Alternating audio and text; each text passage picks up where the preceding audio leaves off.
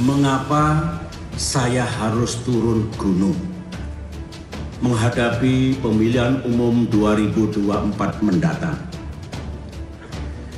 Saya mendengar, mengetahui bahwa ada tanda-tanda pemilu 2024 bisa tidak jujur dan tidak adil. Konon akan diatur dalam pemilihan presiden nanti yang hanya diinginkan oleh mereka dua pasangan capres dan cawapres saja yang dikehendaki oleh mereka. Informasinya, Demokrat sebagai oposisi jangan harap bisa mengajukan capres-cawapresnya sendiri bersama koalisi tentunya. Jahat bukan? Menginjak-injak hak rakyat bukan? Pikiran seperti itu batil. Itu bukan hak mereka.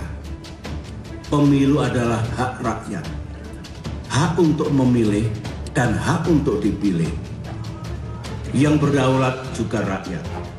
Dan ingat, selama 10 tahun dulu kita di pemerintahan 2 kali menyelenggarakan pemilu termasuk Pilpres, Demokrat tidak pernah melakukan kebatilan seperti itu. Lagi kami tegaskan bahwa kami dengan terpaksa menanggapi pernyataan Pak SBY tersebut karena disampaikan di dalam forum rapat pimpinan nasional yang seharusnya menyampaikan politik kebenaran. Yang kedua, karena yang dituduh adalah Presiden Jokowi secara langsung. Yang dimaksudkan adalah seperti itu, adanya kekhawatiran yang berlebihan, bahkan dengan kata-kata jahat, dengan kata-kata batil, itu menurut kami sangat tidak elok untuk disampaikan oleh Pak SBY.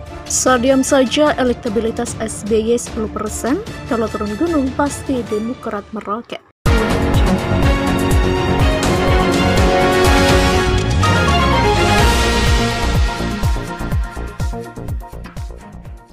Presiden ke-6 RI Susilo Bambang Yudhoyono masih punya kekuatan elektoral, sekalipun dirinya tidak punya lagi kesempatan bertarung sebagai calon presiden pada pemilu 2024 mendatang.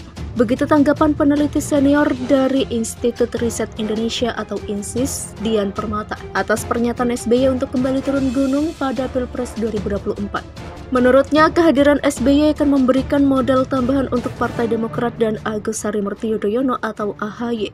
Dian Permata mengingatkan bahwa benak masyarakat dalam pemilihan legislatif maupun eksekutif masih didasarkan pada pengalaman dan sosok yang ada di dalam partai.